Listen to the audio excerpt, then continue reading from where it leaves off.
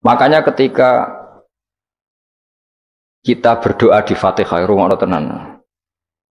Ketika kita doa di Fatihah seperti ihdinas siratal mustaqim iku siratal ladzina an'amta 'alaihim. Mestine normalnya kan tunjukkan kami jalan yang lurus yaitu siratoka jalan engkau ya Allah. Itu tidak seperti itu, tapi siratal ladzina an'amta 'alaihim, jalannya mereka yang telah engkau beri nikmat. Karena manusia enggak mungkin niru Allah langsung, mergo Allah itu mboten apa? Mangan mboten. Artinya kita ini bisanya niru ya niru wong ketemu wong, hadis ketemu hadis. Sebab itu ajane wong toreko ya ana benere ketika mengatakan wong kudu di guru. Cuma tak arani ana benere kok enggak fairnya kan kadang maknane guru itu hanya mursyid. Sebetulnya ngomongnya ndak usah seperti itu ya. Semua orang harus punya sanad. Sanad di toreko disebut mursyid, ning ilmu hadis disebut rawi, ning kepesantrenan disebut napa? Kiai atau guru. Tapi problem sebagian orang itu kan asobia, torikoh, yang penting itu duwe napa? Mursyid. Anak mahasiswa penting di dosen. Karena apa? Itu tadi rungokno tenan, awas kena salah. Orang itu ndak bisa niru Allah, sing iso ditiru padha-padha manusa. Mulane ihdinas siratal mustaqim siratal ladzina an'amta. Anut dalane wong sing telah engkau beri nikmat. Ya yang telah itu siapa? Ya sing wis mati. Iku sing mesti kena dinut sing wis mati. Tapi problem wong mati niku terserah sing nyejarahno. Padha wae iki misale anut Abdul Qadir Jilani utawa anut Imam Ghazali, rawine hop. Utawa penafsirnya goblok. Ya mau kados kula ngaji sore tak contohno, ana wong soleh alim jagungan mbek wong ayu utawa ketemu wong ayu takok-takokan ning perapatan. Terus mbok simpulno nak ngono jagungan mbek wong ayu iku. Lha kan goblok banget.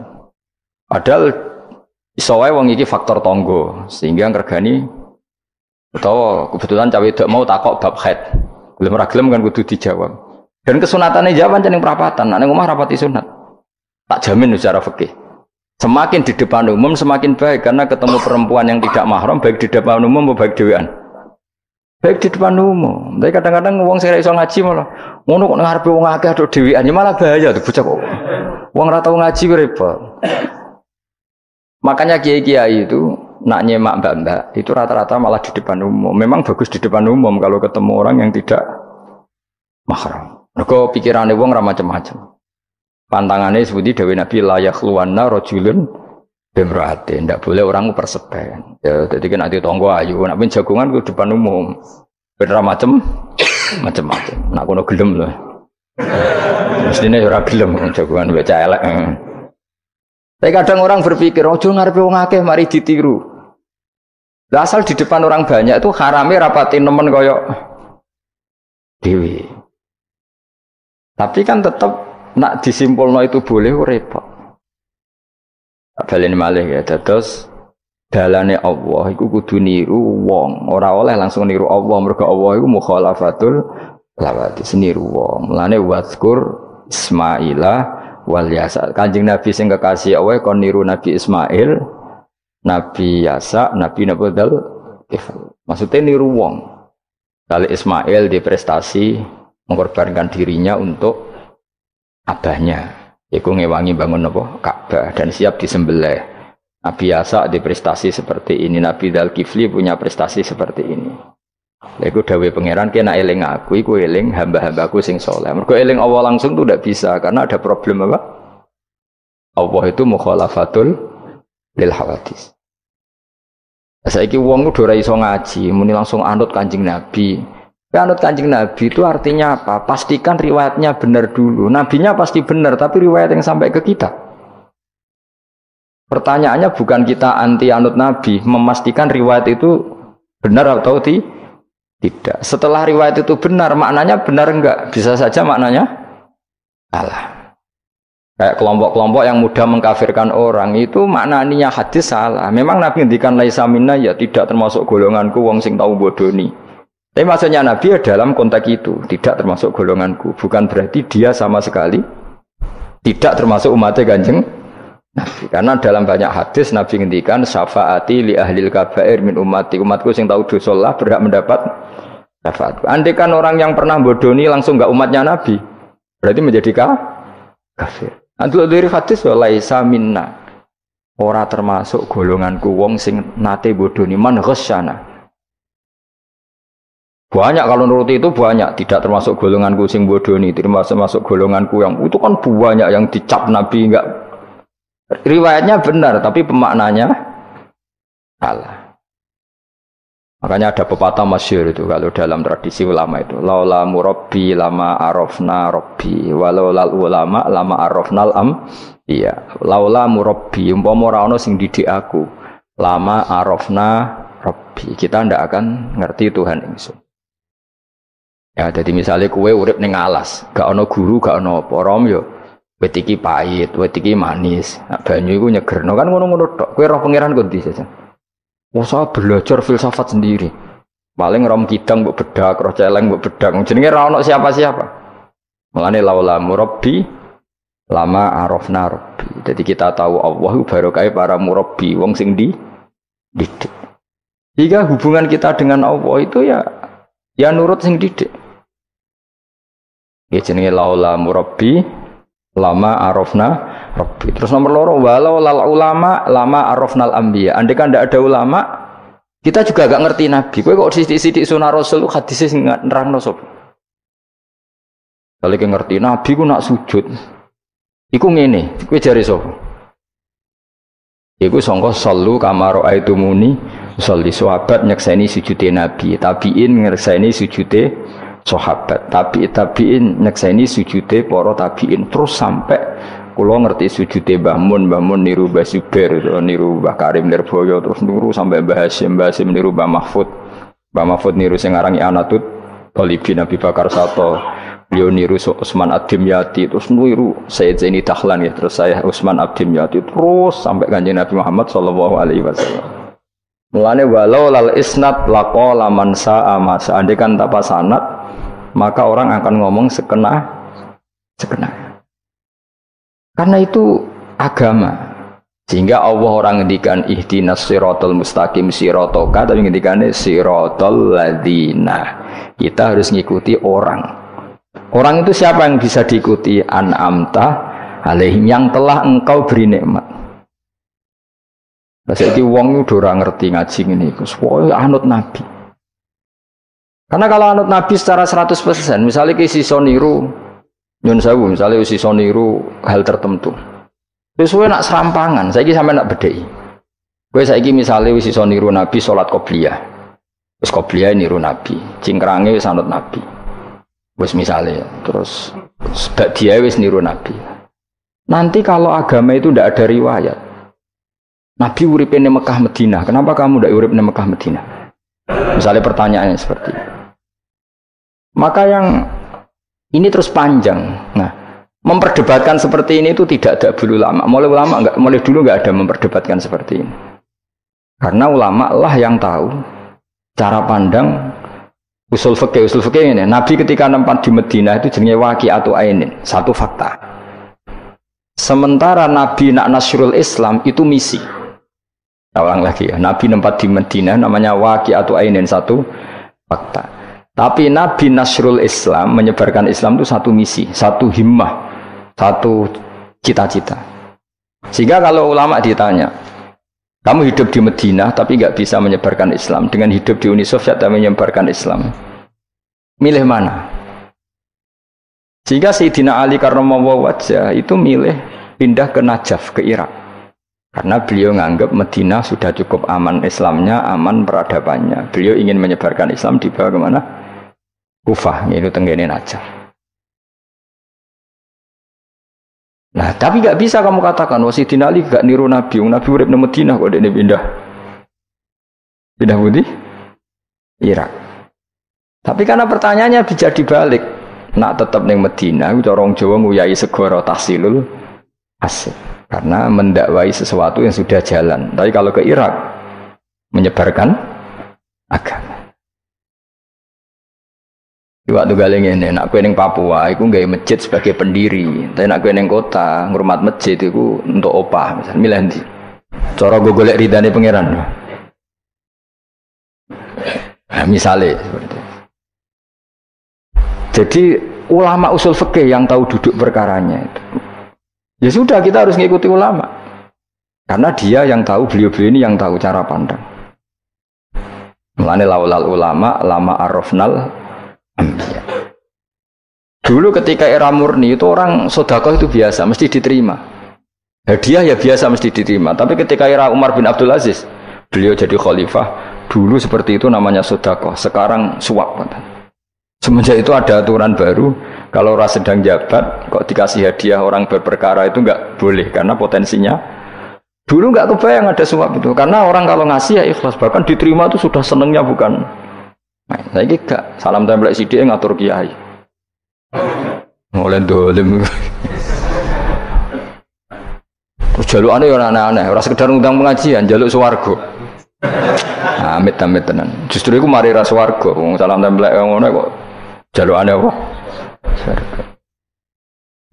Jadi saya ulang lagi ya. Eling-eling ya, makalah ulama laula murabbi lama arafna rabbi walau ulama lama arafnal anbiya. Karena kita butuh sanad. Kalau kamu tanpa sanad, maka bayangkan Islam itu sesuai yang kamu bayangkan tadi. Jadi misalnya bayangkan Nabi itu figur yang begini-begini, padahal kadang Nabi itu figur yang secara ilmu soleh itu malah kadang nggak iso nalar. Sing iso nalar itu ilmu yang riwayat. Misalnya gini, Nabi itu punya sisi unik. Kalau dahar itu di depan umum, kadang sampai di luar di depan umum. Terus kalau memperlihatkan sebagai manusia itu ya diperlihatkan. Kenapa? Karena Nabi jadi Nabi itu setelah Nabi Isa. Nabi Isa karena begitu sempurna malah kecelakaan dianggap pangeran. Sehingga Nabi itu kalau dahar itu di depan umum. Terus Nabi istrinya banyak. Karena untuk mempertegas bahwa Nabi itu tidak Tuhan. Karena ciri utama Tuhan itu tidak beristri, tidak beranak, tidak makan, tidak minum. Jadi kamu ini cara bahasa modern itu Nabi justru bikin kontra dengan Tuhan supaya kelihatan tidak sebagai Tuhan. Nak loro yo bangga, nak dahar yo bangga, nak ngombe yo bangga. Justru itu bagus. Itu di ranah ilmu. Tapi nak di ranah rasa, kan seneng di panutan sing terkenal atau mangan. Terkenalir atau ngombe kan kesannya kan luweh keren.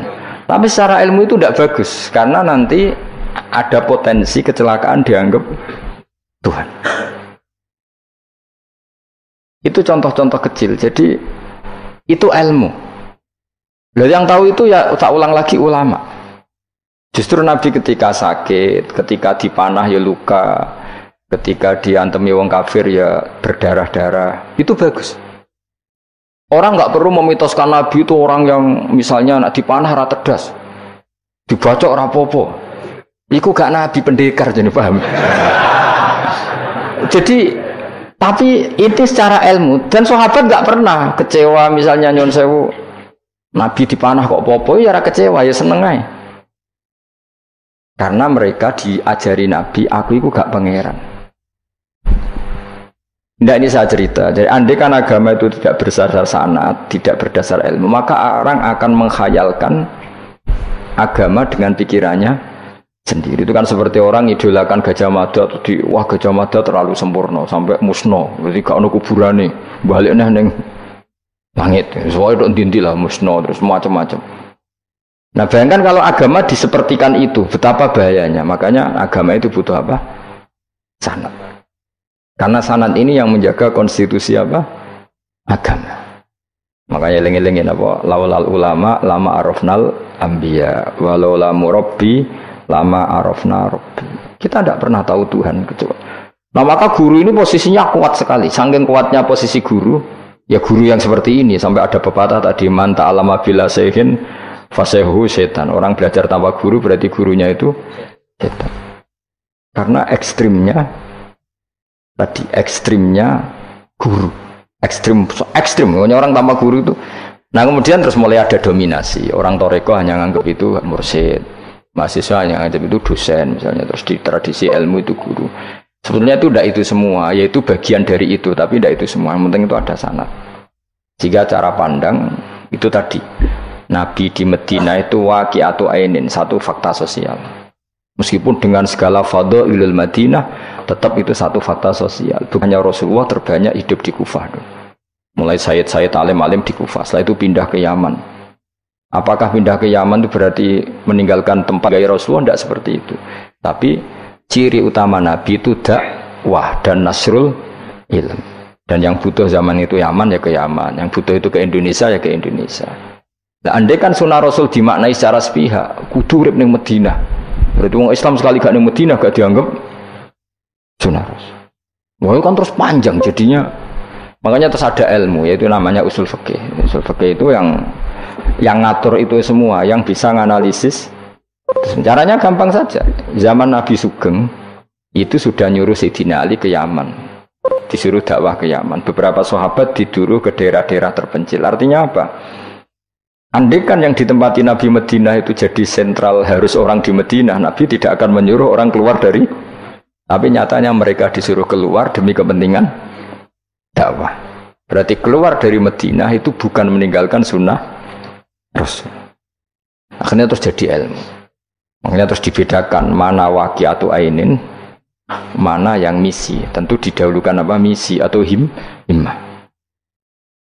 Jadi itu harus ada ilmunya, memang seperti itu. Misalnya termasuk yang paling terkenal saya contohkan berkali-kali. Nabi itu kalau sedekah ya pakai tamar. Kalau uang ya pakai dinar. Tapi ilmu kita tahu maknanya itu adalah alat tukar.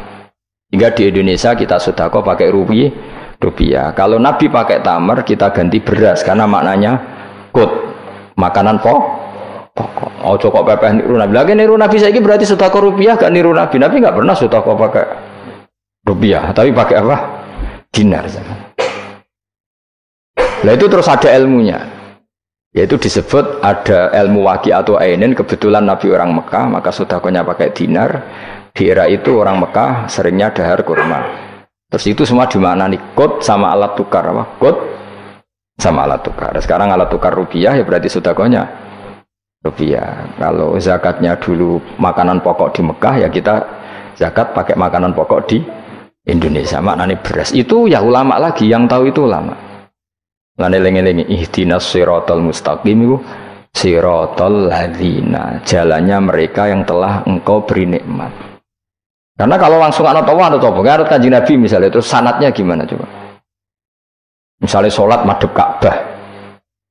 Itu ya sudah kita anut Nabi, sholat itu madhep Ka'bah. Tapi zaman Nabi teng Madinah itu luas masjid Madinah itu sudah lebih dari luasnya Ka'bah. Geleng-geleng. Dina ana wong fanatik Ka'bah itu fanatik presisi Ka'bah itu rapati ngaji. Zaman Nabi Sugeng itu luas masjid itu sudah lebih luas ketimbang Ka'bah. Ka'bah itu hanya 18 kali 16 meter. Saya rungokno 16 sampai 18 meter diameternya itu. Berarti kalau ingin kenceng Ka'bah, semua masjid harus luas maksimal itu 18 meter. Karena kalau masjid itu 50 meter, berarti ujung yang sana sama sana itu sudah tidak center Ka'bah. Kalau ingin center harus bentuk U. Iya kan? Kalau Ka'bah itu 18 meter, kalau ingin kenceng Ka'bah berarti masjid semua harus berapa luasnya? 18 meter. Nanti kalau 50 meter yang ujung sana sama ujung sana, bodoh utopia, bodoh. Tapi zaman Nabi Sugeng itu masjid di Madinah itu sudah lebih luas ketimbang diameter. Itu menunjukkan bahwa madhep Ka'bah itu tidak harus persis Ka'bah untuk jarak yang jauh, cukup jihad itu namanya arah. Ya terus seperti itu. Lagi-lagi lalu lama arafnal ambiya. Kemudian nasah mansuh. Kalau sampean belajar textbook, Nabi Ibrahim bojone akeh, Nabi Dawud bojone akeh, Nabi Sulaiman apa meneh. Kok langsung anut. Ya tidak bisa. Ulama yang tahu ini syariat yang sudah mansukhoh, sudah dihapus ketentuannya. Ya begitu terus seterusnya. Ngilangin najis ya begitu, terus ngelola anak ya begitu, semuanya. Terus ulama ngarang fikih detail itu, disebut kitab fikih itu, ada Fathul Qorib, ada Fathul Mu'in. Jadi kamu tidak bisa berdiri sendiri memahami agama. Makanya laulal isnad laqala man sa'a masa, andaikan tidak ada sanad, maka orang akan semau gue, karena dia punya pikiran, kebetulan dia kiai, dianggap itu pikirannya Islam. Dia punya pikiran, kemudian dia mubalek pas acara Islam, dikira itu pikiran, padahal pikirannya Juga ada orang ngomong, "Kiai sekarang harus kaya, kalau nggak kaya nggak dihormati." Mana ada target Islam ingin dihormati? Itu satu kesalahan. Bilang harus kaya. Mana ada di antara hukum fikih itu kaya itu harus. Mengharuskan sesuatu yang tidak wajib itu dosa besar. Ijabu malam wajib. Itu sudah salahnya kebanyakan.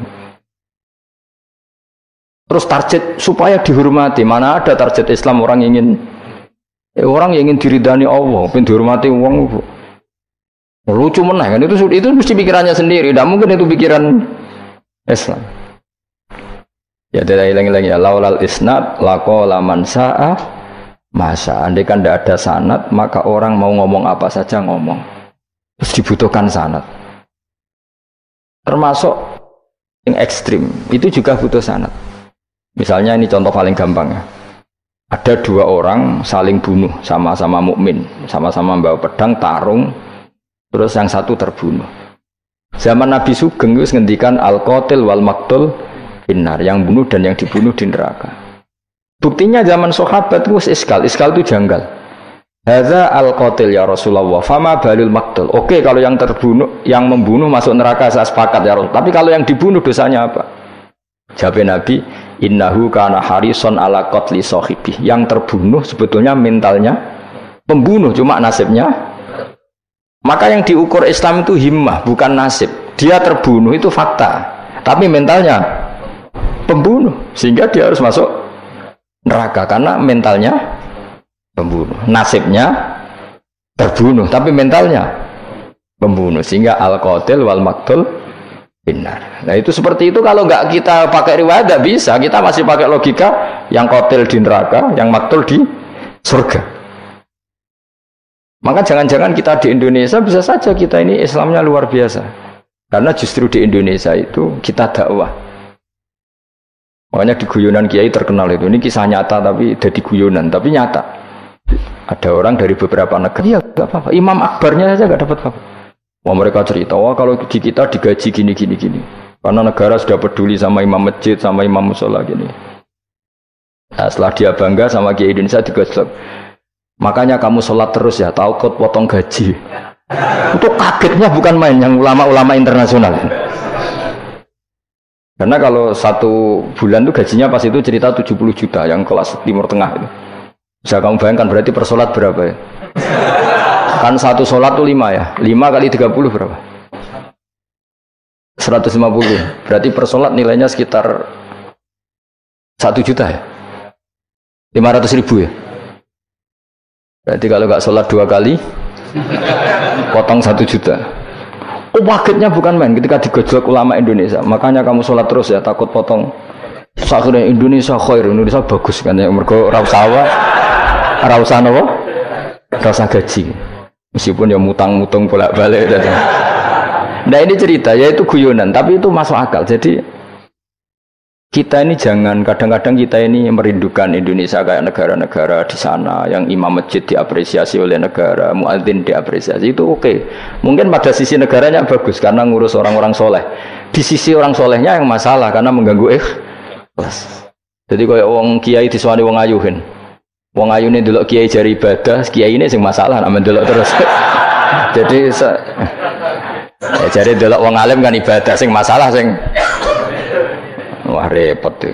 Ya kayak tadi, negara berbuat baik sama kiai, misalnya kiai digaji gini, negaranya baik karena ngurmat kiai, tapi kiai tergantung gaji ini yang mulai masalah.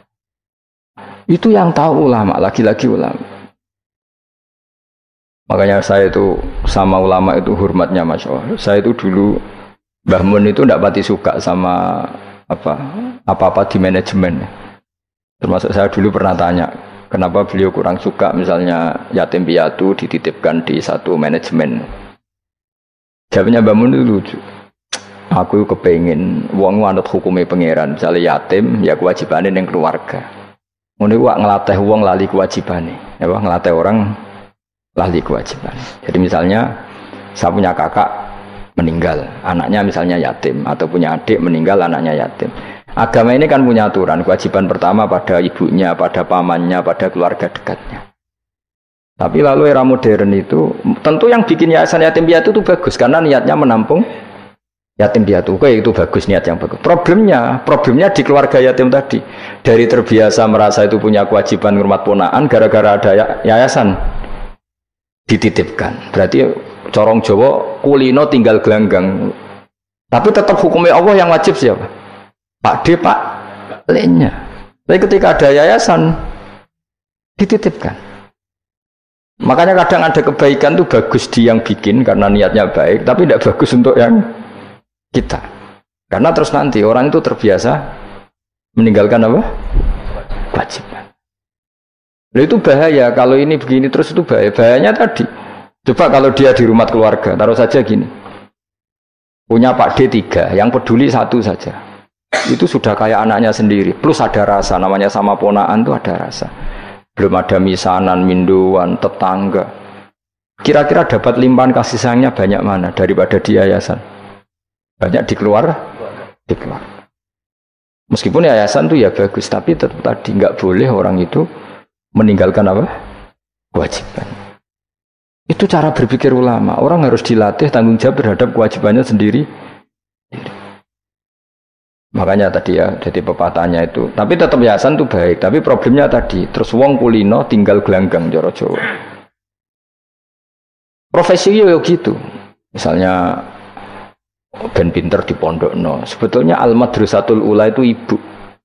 Anak mbok pondokno sekira tanggung jawab. Sebetulnya pelajaran pertama dari anak adalah perilaku orang tua. Enak terus pondokno pasrahno kiai. Mun yai kula pasrah bongko anak-anak kula dadekno wong saleh. Piye karepe sing di anak itu sapa? Percontohan anak itu pertama orang tua. Tapi saiki nah kiai ini apa ya? Gawe lembaga pendidikan ben orang bisa belajar. Wong tuane sing kuwaco. Terus ora tanggung. Makanya lucu kan akhirnya kiai itu sakake didik santri seneng akhirat mulai diwari kedunyan meneh mbek wong tuane. Dadi anggere mulai kambuh. Mondok apik neh kok mulai. Karena tadi ya saya ulang lagi ya, jadi Allah itu layak kulu walaya namu walaya srob. Allah itu nggak tidur, nggak makan, nggak minum, sehingga nggak bisa ditiru. Yang bisa ditiru itu sesama manusia. Mulane waskur Ismaila wal yasa wadal kifal nabo ihdinas siratal mustaqim siratal ladzina an'amta alaihim. Maka ketika kita nanti masuk surga itu faulaika ma'al ladzina an'ama Allahu alaihim minan nabiyyin was siddiqin was syuhada'i was sholihin wa hasuna ulaika